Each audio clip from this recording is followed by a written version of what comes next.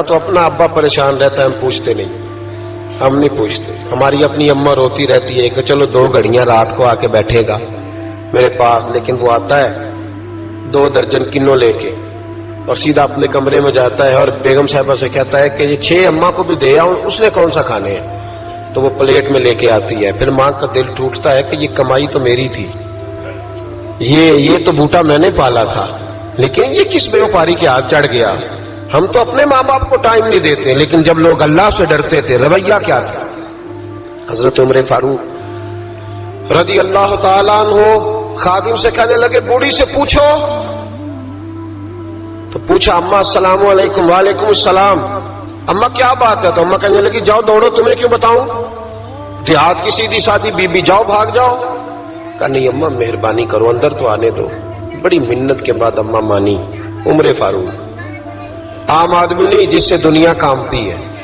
حضرت عمر اندر گئے. اماں کیوں پریشان ہو؟ تو اماں کہنے لگی تمہیں کیوں بتاؤں، میرا اپنا دکھ ہے. چل اماں بتا دے، تیری مہربانی.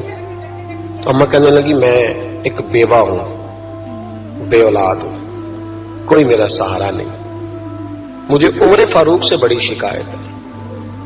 میرے اوپر 25 دینار کا قرضہ چڑھ گیا ہے اور 3 دن ہو گئے میں نے روٹی نہیں کھائی، اور عمر نے میری خبر نہیں لی.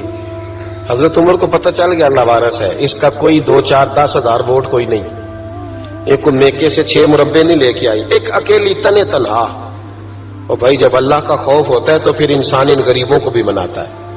پھر ریڑھی والے کی بھی اہمیت بڑھ جاتی ہے، پھر رکشے والے کی قدر بھی بڑھ جاتی ہے. حضرت عمر فاروق رضی اللہ تعالیٰ عنہ کہنے لگے اماں عمر سے شکوہ ہے؟ کہاں؟ جناب عمر کہتے ہیں میں نے ایک جملہ کہا تو اماں نے تو مجھے لاجواب کر دیا. میں نے کہا اماں عمر کو کیا پتا کہ تو بھوکی ہے اور مقروض ہے، اسے کیا خبر؟ تو اماں کہنے لگی کیا کہا تم نے؟